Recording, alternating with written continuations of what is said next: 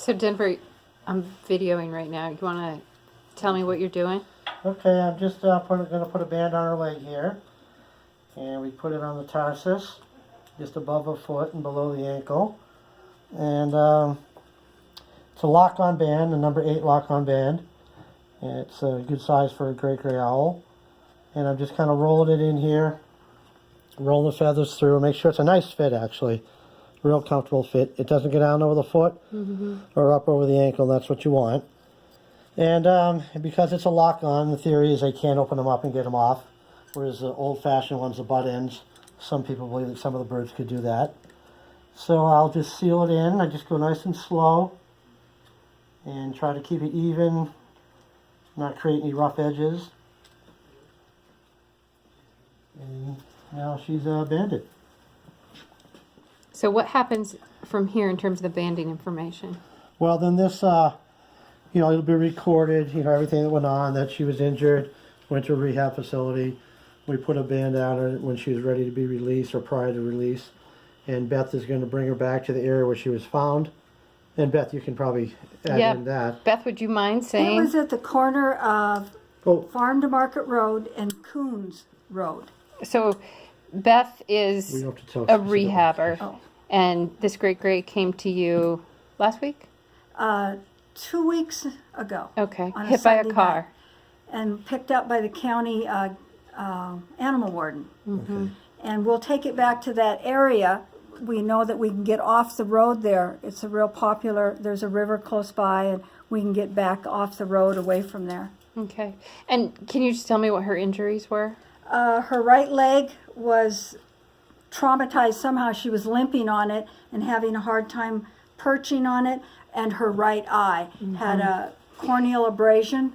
The vet stained the eye and then gave us drops. And then on the further exam, the impact was so severe that it dislocated the lens in that right eye. So she has very limited, if any, vision out of Yeah. it. Yeah, it definitely looks funny. So she's going to be released in just a few days. We're going to put her in the flight room. Yeah, and don't have any information about if she was part of a pair or No. anything like that. No. Denver said he doesn't think she's had a nest because she doesn't have a brood patch. She didn't But see any evidence of a brood patch, But by weight and size, we think it's a We think female. it's a female, we have a weight and size. And what's your success rate, do you know, as far as one-eyed owls going back into the wild? I know we have some information, mark and recapture.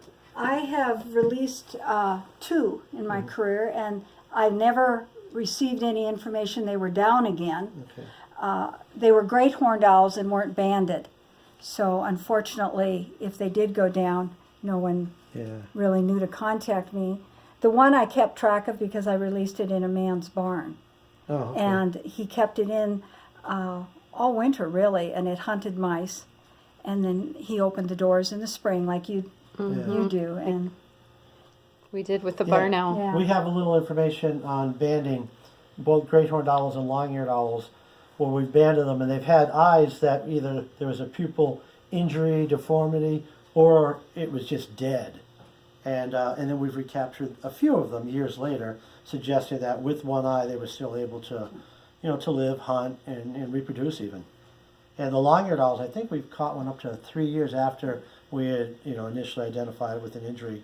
And there's a great horn on a nest right now, one of our cameras, and she looks like she has a permanently damaged right eye. And yet she's reproducing right now, and she's been in the area for a while as far as we know. So let me look at the, if we can go out at least in the light, maybe in the shade over there. I want to look at some of her feathers. And how you doing walking there, okay? yeah, just got to get it moving. No, I do research on owls, and so I'm with the Owl Research Institute out of Charlotte, Mission Valley. Oh, okay. Yeah, and so Beth and I have worked together for years, banding stuff. Hey Beth, I got to scoot. I got a house full of grandkids. Okay, thank you. See you tomorrow. All right, we'll Nice see meeting you. everyone. Nice to meet you, Alan. See ya. Take a look at these wings here, hey girl. So that's No. what I want, though. I do want to open them up and look. Okay. I'm trying to be gentle on that right leg. Mm-hmm. I'll tell you what, Beth, why don't you turn this way? And that way I can see, yeah, oh yeah, that's perfect actually. Yeah, she's a little bit here. Oh yeah, she's a first year bird. Is she? Okay. Yeah. Now, See, she's what, one generation of feathers here. okay. Yeah. So, yeah, she's born last year is what I would say. Let me look on the other side. I'll just slide over here now.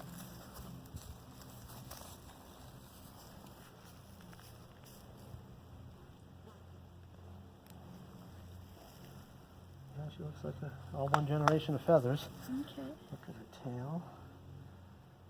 Yeah, we tried to keep her from brooming them. All right. Handsome bird. Just gorgeous. And if you, oh, Careful.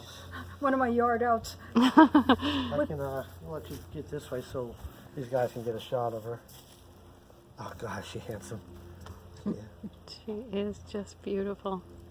And we'll put her in that flight room and go open the door and we'll see if she'll fly for us. Okay, all right, let's give her a shot. You guys live, you feeling good about